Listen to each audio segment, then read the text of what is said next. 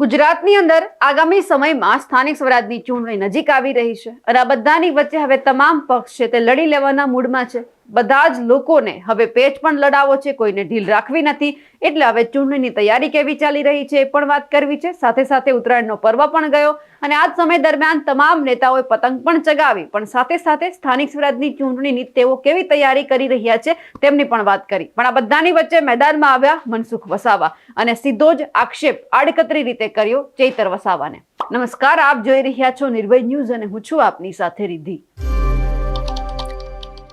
ઉત્તરાયણનો પર્વ તમામ નેતાઓએ તો મનાવ્યો, પરંતુ સાથે સાથે પોતાના વિરોધીઓને પણ જવાબ આપ્યો। કોઈકે તો ઉડતી પતંગો એકબીજા લોકોને કહી દીધી। પરંતુ આ બધાની વચ્ચે જ્યારે મનસુખ વસાવાને પૂછવામાં આવ્યું સ્થાનિક સ્વરાજની ચૂંટણીની કેવી તૈયારી ચાલી રહી છે, ત્યારે એવું કહી દીધું કે ભાજપની પતંગ છે તે કોઈ પણ કાપી શકે એમ નથી। એટલે સીધો જ આક્ષેપ છે એ ક્યાંક ચૈતર વસાવાની સામે કરવામાં આવ્યું કે ચૈતર વસાવા જે રીતે મહેનત કરી રહ્યા છે એ જ રીતે જ્યારે સ્થાનિક સ્વરાજની ચૂંટણી નજીકમાં છે તો કઈ રીતે આમ આદમી પાર્ટી પોતાની અલગ અલગ જિલ્લા પંચાયત છે, તાલુકા પંચાયત છે જીતે, એમની જ સામે ભાજપે પણ મહેનત કરવી પડશે। પણ આ બધાની વચ્ચે મનસુખ વસાવાએ શું કહ્યું છે તે સૌથી પહેલા સાંભળીએ।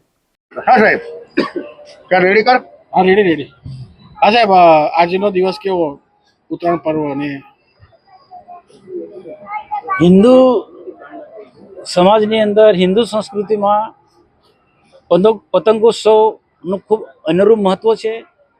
સદીઓથી પતંગોત્સવનો ઉત્સવ મનાવતા આવ્યા છે અને આ પતંગોત્સવની સાથે સાથે ઉત્તરાયણ પર્વ, મકર સંક્રાંતિનો પર્વ પણ આધ્યાત્મિક રીતે ખૂબ મહત્વનું સ્થાન ધરાવે છે। આજે સૂર્યનારાયણ ભગવાનની ઉપાસનાનો અનેરો મહત્વના પર્વ છે। આજે વહેલી સવારે જાગી અને પૂજાપાઠ કરી ભગવાન સૂર્યનારાયણની આરાધના કરી દાન પુણ્યનું પણ આજે ખૂબ મહત્વ છે। ભાણેજને ચીક્કી, શેરડી કે તલની ચીક્કી કે અન્ય ભેટ આપવાનો આજે અનેરો આ એક પર્વ છે। એ ક્રિયા પણ અમે પૂર્ણ કરી।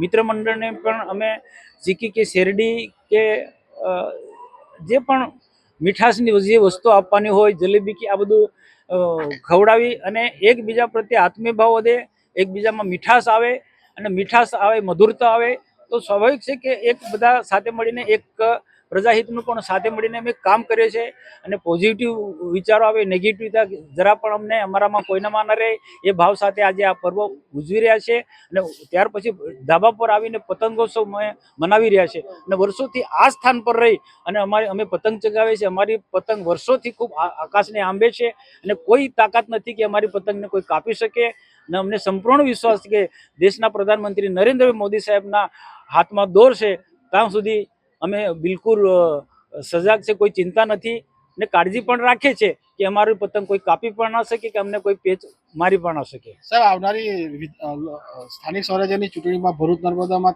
ભાજપની પતંગ કેવી રહેશે?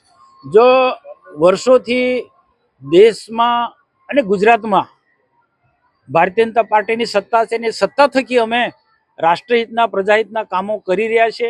સંગઠન પણ અમારું ખૂબ મજબૂત છે, એક વિચારધારાને વરેલું સંગઠન છે। સરકાર પણ પારદર્શક વહીવટ રાજ્યને, દેશને આપી રહી છે। તો એ કરેલા કામોના આધારે ને અમારી રાજ્ય સરકાર કે કેન્દ્રની સરકારે ખૂબ વિકાસના કામો કર્યા છે, પ્રજાહિતના કામો કરે છે, કલ્યાણ કામો કર્યા છે। તો એને ધ્યાનમાં રાખીને આવનારા દિવસોમાં પણ રાજપીપળા નગરપાલિકા હશે કે ભરૂચ જિલ્લાની તમામ નગરપાલિકાઓ કે તાલુકા પંચાયત કે જિલ્લા પંચાયતો પણ ભારતીય જનતા પાર્ટી કબજે કરવાનો છે। આખા ગુજરાતમાં ભારતીય જનતા પાર્ટી પૂરી તાકાતથી બધી જ સત્તા કબજે કરવાનું છે। કરેલા કામોના આધારે હું આ કહી શકું છું। સાહેબ, ટ્રાઇબલ પાર્ટીમાં તમારા જ ભાણે જેવા ચૈતર વસાવા સામે હશે, કેવી રીતે એની પતંગ કાપશે? જો હું આપણી સ્પષ્ટ કહું છું, 1-2 દિવસ પહેલા પણ મેં વાત કરી હતી કે રાજનીતિમાં વિરોધ પક્ષો રહેવાના હશે, એમાં ભાણ્યા હોય કે ભત્રીજો હોય કે કોઈ પણ હોય છે। અમે વિચારધારાને વરેલા લોકો છે। એ વ્યક્તિગત સંબંધો કે સામાજિક સંબંધો વસ્તુ અલગ છે, એ અમે જળવાઈ રહ્યું તો અમારા પ્રયત્નો હોય છે। સામાજિક સંબંધો જળવાઈ રહે અમારા સતત પ્રયત્નો હોય છે, પણ જ્યારે રાજકીય ક્ષેત્રે છે તો અમારી પાર્ટી સર્વોપરી છે, અમારી વિચારધારા સર્વોપરી છે। અમે રાષ્ટ્રવાદી વિચારધારાને વરેલા લોકો છે। રાષ્ટ્રહિતનું જે કામ કરે એવા સંગઠનિત સાથે અમારે કામ કરવાનું હોય એટલે આમ આદમી પાર્ટી હશે કે ચૈતરભાઈ વસાવા હશે એનાથી અમને કોઈ ફરક નથી પડતો। અમે કોઈની લીટી ભૂસવા માંગતા નથી, અમે અમારી લીટી લાંબી કરવા વાળા લોકો છે। મનસુખ વસાવાએ જે વાત કરી છે તેમને લઈ આપ શું માનો છો કમેન્ટ કરીને ચોક્કસથી જણાવજો. સાથે જ અમારી નિર્ભય ન્યૂઝ ચેનલને લાઇક, શેર અને સબસ્ક્રાઇબ કરવાનું ભૂલશો નહીં. નમસ્કાર.